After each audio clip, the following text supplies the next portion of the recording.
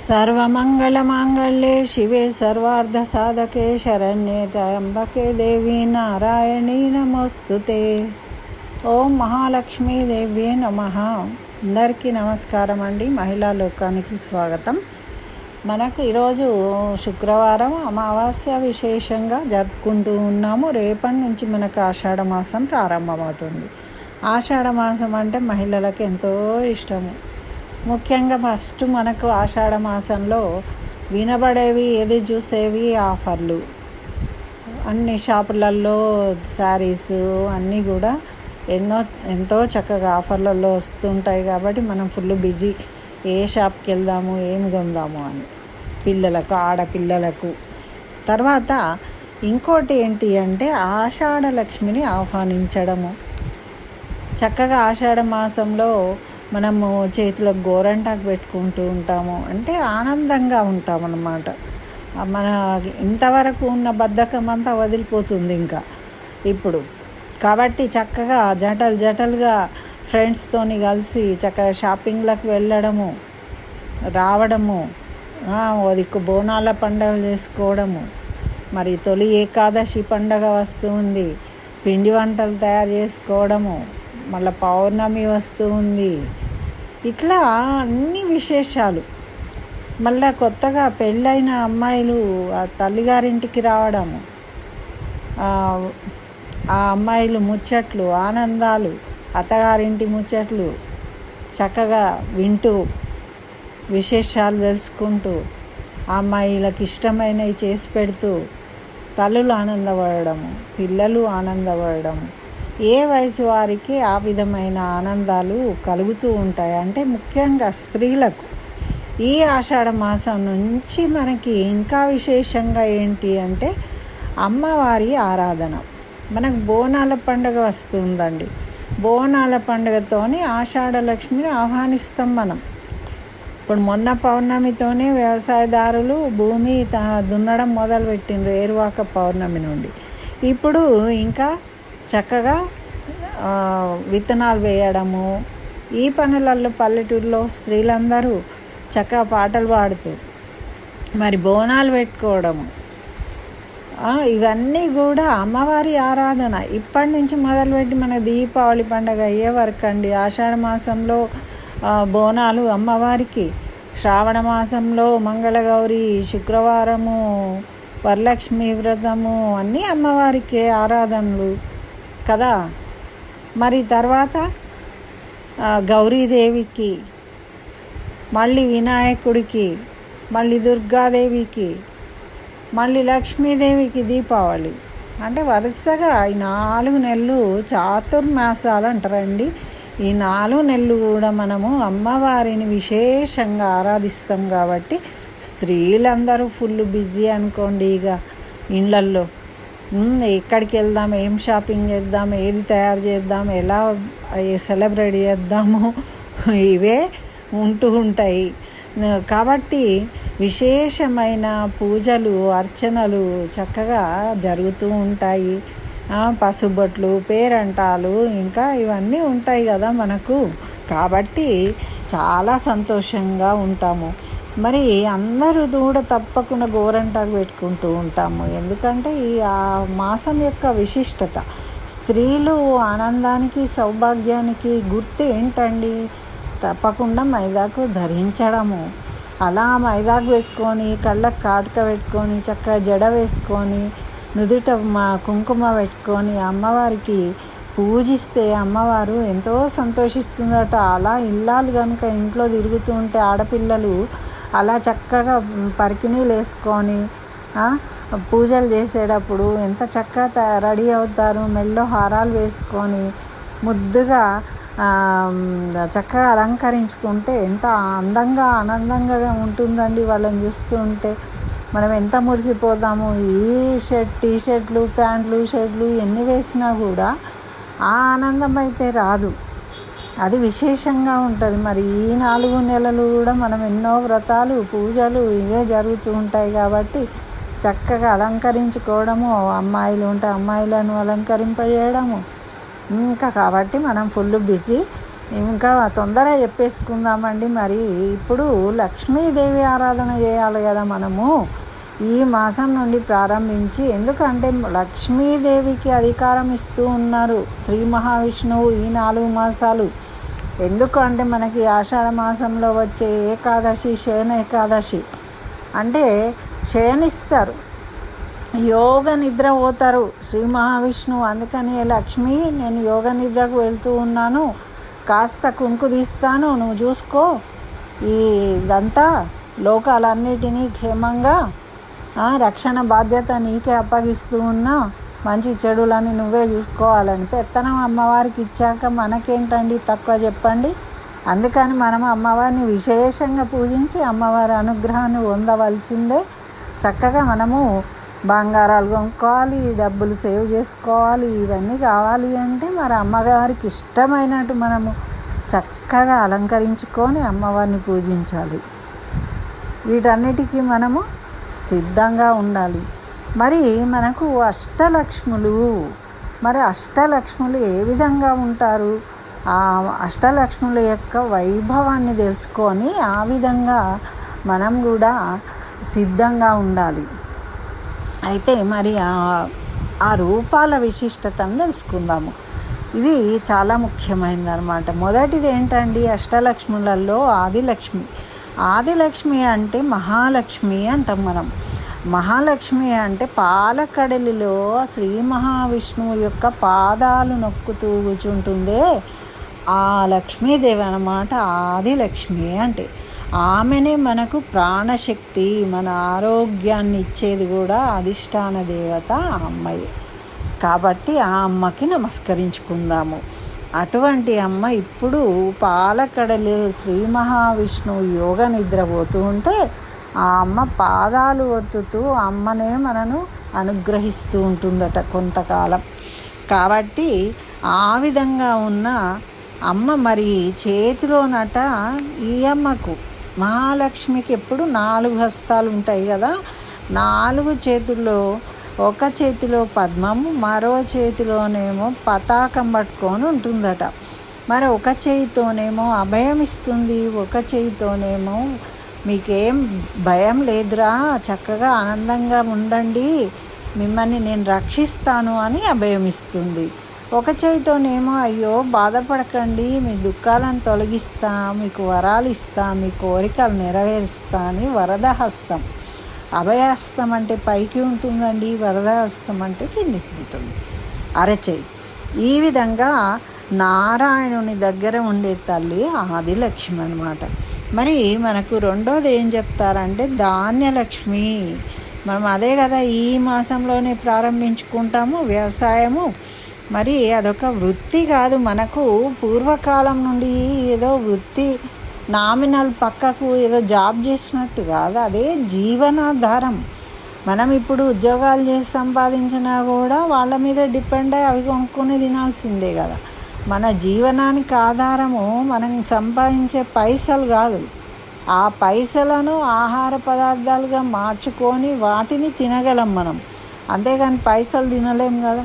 కాబట్టి ధాన్యలక్ష్మి అంటే మన జీవనాధారం అన్నమాట, జీవన విధానము, జీవనాధారము అది వ్యవసాయం అనేది.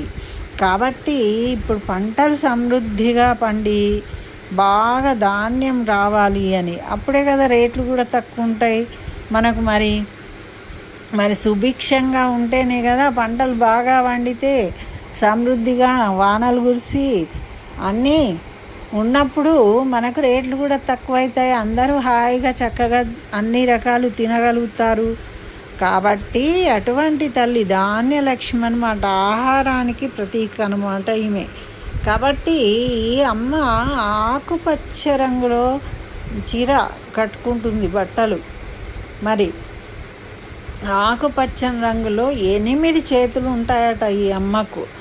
8 చేతులు కలిగి ఆకుపచ్చ రంగులో ఉండే అమ్మ ధాన్యలక్ష్మి అన్నమాట. మరి చేతులల్లో 2 చేతులలో పైన పద్మాలు కలిగి ఉంటుందట. ఒక చేతిలో గద, 3 చేతులలో వరి కంకి, చెరుకు గడ, అరటి గెల ఇవి పట్టుకొని ఉంటుంది అన్నమాట. మరి ఇంకా 2 చేతులు ఉంటాయి కదా, మరి వరద అభయ ముద్రలు. ఒకటి మనకు అభయము, ఒకటేమో పద్మము, వరద, అభయ ముద్రలు ప్రతిసారి ఉంటాయండి. మిగతాయే చేంజ్ అవుతూ ఉంటాయి. ఇది ధాన్యలక్ష్మి కాబట్టి దానికి సంబంధించిన వాటిని పట్టుకొని ఉంటుందన్నమాట. మరి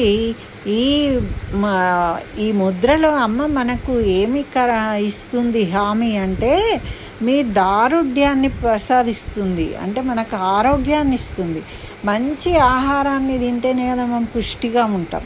సమృద్ధిగా ఆహారాన్ని ఇస్తే అప్పుడు మనం దాన్ని తీసుకొని ప్రసాదంగా మనము శరీర దారుఢ్యాన్ని పెంచుకుంటాము, రోగాలు లేకుండా ఉండగలుగుతాం అన్నమాట. అందుకని ధాన్యలక్ష్మి నమోస్తుతే.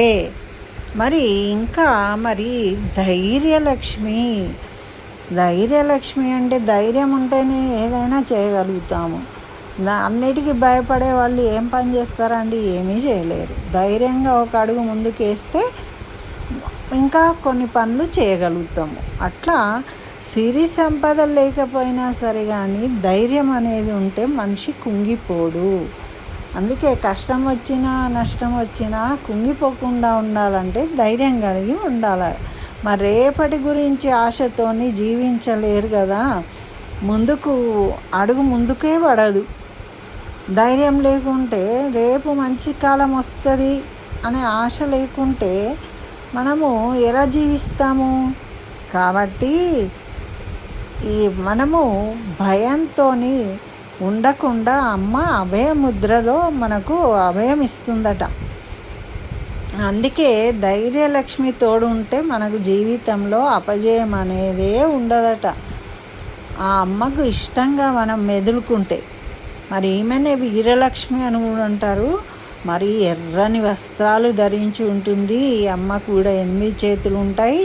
ఒక దాంట్లో చక్రము, దాంట్లో శంఖము, ధనుర్బాణము, త్రిశూలము, పుస్తకము, వరదాభయ ముద్రలు ఉంటాయి. మరి ఎందుకట మరి చక్రము, శంఖము, ధనుర్బాణం, త్రిశూలం ఇవన్నీ ఎందుకు? మనకు అభయం ఇవ్వడానికి, ధైర్యం ఇవ్వడానికి. ఈ అమ్మ అనుగ్రహం ఉంటే మనం ధైర్యంగా ఉంటాం. ఎందుకంటే నేను ఉన్నారా, చూసుకుంటా, మీరు వెళ్ళు, తల్లి వెనక నిలబడి పిల్లవాడిని నువ్వు నేను ఇక్కడ ఉన్నా అంటే భయం లేకుండా వాడు వెళ్తాడు. అట్లా అమ్మ ఇవన్నీ పట్టుకున్నది, శస్త్రాలు పట్టుకొని ఉన్నది. మనం భయపడక్కర్లేదు. మిమ్మల్ని ఎవరన్నా ఏమన్నా అంటే నేను ఉన్నా కదా, ఇగో ఈ చక్రం ఉంది, నరికేస్తా, శంఖం ఉంది, సౌండ్ ఊదిందనుకో శ్రీ మహావిష్ణువు వస్తాడు, మీ నాన్నగారు వచ్చి వాడిని సంహరిస్తాడమ్మా, మీరు ఎందుకు భయపడతారు అని. ధనుర్బాణం ఉంది, బాణం వేసి కూల్చేస్తా, ఎవరన్నా మీకు ఇబ్బంది పెడితే త్రిశూలం ఉంది, చాంపి పడేస్తా త్రిశూలంతో. మరి పుస్తకం ఉంది, జ్ఞానాన్ని ఇస్తుంది. పుస్తకం ఎందుకమ్మా? జ్ఞాన రూపము, జ్ఞాన స్వరూపము కాబట్టి జ్ఞానాన్ని ఇస్తుంది. జ్ఞానం కలిగి ఉండండి, నేనున్నాను, అభయం ఇస్తాను అని అమ్మ తెలియజేస్తూ ఉంటుందన్నమాట. ధైర్యలక్ష్మి. మరి గజలక్ష్మి. గజలక్ష్మి అంటే గజం అంటే ఏంటిదండి? ఏనుగు కదా. మరి సంపదకు తగిన హుందాతనాన్ని, ప్రతిష్టను కలుగజేస్తుంది. అంటే పిచ్చి పిచ్చి వేషాలు వేయకుండా చక్కగా హుందాగా ఉంటారు. కొంతమంది లక్ష్మీదేవిలాగా ఉంది, హుందాగా అంటూ ఉంటారు. అంటే ఎందుకంటారండి? ఆ హుందాతనం అనేది ఎప్పుడు వస్తుంది అంటే, నిండుతనం అనేది గజలక్ష్మి స్వరూపంగా ఆమె యొక్క అనుగ్రహం ఉన్నప్పుడు. ఈమె క్షీరసాగర మదనంలో నుండి వచ్చిన అమ్మనట. అప్పుడు ఎప్పుడైతే క్షీరసాగర మదనం చేసినప్పుడు బయటకు వచ్చిందో ఆ అమ్మ ఎంత హుందాగా ఉంది. మరి 64 కోట్ల మంది రాక్షసులు, దేవతలు, ఇంతమందిలో స్వయంవరం పెడితే అమ్మ శ్రీమన్నారాయణని సెలెక్ట్ చేసుకున్నది. అప్పుడు క్షీరసాగరంలో నుంచి పైకి వచ్చి, మరి సాగరుడు కదా ఆమె తండ్రి. ఈ అమ్మకి 4 చేతులు ఉన్నాయట. ఈ అమ్మవారికి ఇరువైపులా 2 ఏనుగులు అభిషేకిస్తూ ఉంటాయి. ఎప్పుడూ అమ్మకు 2 వైపులా ఏనుగులు ఉంటాయి. అవి పూజిస్తూ ఉంటాయి, అమ్మను అభిషేకిస్తూ ఉంటాయి, పాల సముద్రంలోని పాలాభిషేకం చేస్తూ ఉంటాయి. కాబట్టే గజలక్ష్మి సంపదలకు నిలయము. మరి ఎర్రని వస్త్రాలను ధరించి ఉంటుంది ఈ అమ్మ. గజలక్ష్మి 2 చేతుల్లో 2 పద్మాలు కలిగి ఉంటుంది. చక్కగా వరద అభయ ముద్రలు కలిగి ఉంటుంది ఈ అమ్మ. కాబట్టి ఇటువంటి అమ్మ మనకు సంపదలను అనుగ్రహిస్తుంది. మరి సంపదలకు తగిన విధంగా మనం ప్రవర్తించే విధంగా కూడా మన జ్ఞానాన్ని కూడా ఇస్తుందట. మరి తర్వాత సంతాన లక్ష్మి. మరి ఇవన్నీ ఉన్నాక మనకేం కావాలండి? సంతానం కావాలి కదా, అనుభవించడానికి, ఆనందించడానికి. మరి కాబట్టి సకల సంపదలు భోగభాగ్యాలు ఉన్నా కూడా సంతానం లేకపోతే ఇవన్నీ వృధా అనుకుంటాము. అందుకని మీకు సంతానం ఇస్తారా బాబు అని మనకు సంతానాన్ని కలుగజేస్తుందట, మన వడి నింపుతుందట అమ్మ. మరి 6 చేతులతోనే ఉంటుందట ఈ అమ్మ. మరి 2 కలశాలు, ఖడ్గము, డాలు ధరించి ఒక చేతిలో అభయముద్ర, మరో చేతిలో బిడ్డను పట్టుకొని ఉంటుంది సంతాన లక్ష్మి. అంటే సంతానాన్ని ఇస్తుంది మనకు. కాబట్టి తను కూడా ఒక బిడ్డను పట్టుకొని ఉంటుంది. అటువంటి అమ్మను మనము పూజించుకున్నట్టయితే ఈ మాసంలో ఇలా అష్టలక్ష్ములలో మనకేది అవసరమో ఆ రూపాన్ని మనము అర్చించుకోవాలి. మరి సత్సంతాన ప్రాప్తికి అధిష్టాన దేవత లక్ష్మి సంతాన లక్ష్మి. కాబట్టి సంతాన లక్ష్మిని పూజించుకోవాలన్నమాట. మరి తర్వాత అన్నీ ఉన్నాయండి. ఇంకా విజయలక్ష్మి అంటే మనం చేసే ప్రతి పనిలో కూడా విజయం సాధించాలి. మనం ఒక చదువుకుంటే పాస్ కావాలి, ఒక ఉద్యోగానికి అప్లికేషన్ పెట్టుకుంటే ఉద్యోగం రావాలి, ఒక కాంపిటీషన్ పోతే మనం గెలవాలి. మరి ఈ విధంగా మనం ఏదైనా వ్యాపారాలు పెట్టుకుంటే బాగా లాభాలు రావాలి. అంటే ఇవన్నీ ఏంటి? విజయాలు. మరి ఈ విజయాలను మనను వరించాలి అంటే ఈ అమ్మ అనుగ్రహం ఉండాలి. మరి భక్తుల అభిష్టానికి అనుగుణంగా విజయలక్ష్మి ఎర్రని వస్త్రాలతోని 8 చేతులతో దర్శనమిస్తుందట ఈ అమ్మ. మరి ఈ అమ్మ కూడా ఏం ధరిస్తుంది అంటే శంఖము, చక్రము, ఖడ్గము, డాలు, పాశము, 2 చేతులేమో వరద అభయం ముద్రతోని కల్పిస్తుంది. మరి ఈ అమ్మను పూజిస్తే మనకు సకల కార్యసిద్ధి, సర్వత్రా విజయ ప్రాప్తి కలుగుతుందట. విజయానికి అధిష్టాన దేవత విజయలక్ష్మి అన్నమాట. కాబట్టి ఈ అమ్మను ఈ విధంగా పూజించాలి. మరి మళ్ళీ విద్యాలక్ష్మి. మరి విద్యాలక్ష్మి అంటే ఏ విధంగా ఉంటుంది? జీవితాన్ని సుసంపన్నం చేసుకోవడానికి మనకు విద్య ఉండాలి, జ్ఞానం ఉండాలి. మనము ఏ విధంగా జీవించాలి, ఏ విధంగా ఖర్చు పెట్టుకోవాలి, ఏ విధంగా సంపాదించుకోవాలి, ఇవన్నీ కూడా ఆధ్యాత్మిక జ్ఞానంతో పాటు భౌతికమైన జ్ఞానము, లౌకిక జ్ఞానం కూడా కలిగి ఉండాలి మనము. ఆ జ్ఞానం లేకపోతే మనం ఎంత సంపాదించినా కూడా మనకు ఫలితం ఉండదు. కాబట్టి అటువంటి జ్ఞానాన్ని కలిగిస్తుంది ఈ తల్లి విద్యాలక్ష్మి అన్నమాట. ఈవెన్ సరస్వతీదేవికి ప్రతిరూపంగా మనము ఈ అష్టలక్ష్ములను దసరా పండగప్పుడు కొలుస్తూ ఉంటాం కదా. మరి సరస్వతి రూపంగా కొలుస్తాం అన్నమాట.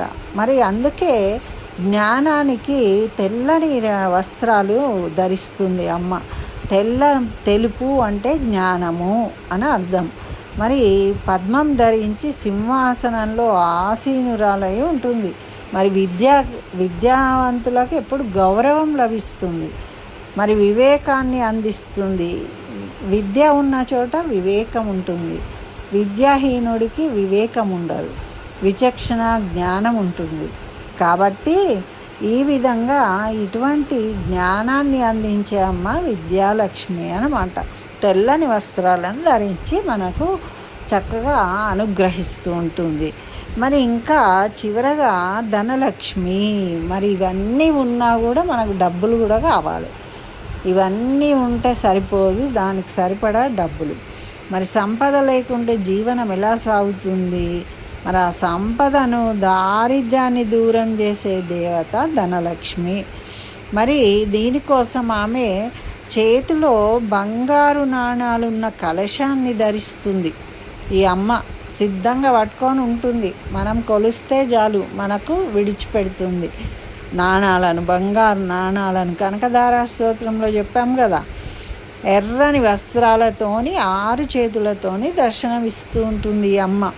మన ధనలక్ష్మి, కొన్ని చోట్ల ఐశ్వర్యలక్ష్మి, సౌభాగ్యలక్ష్మి, వరలక్ష్మిగా మనం పూజలు చేస్తూ ఉంటాము.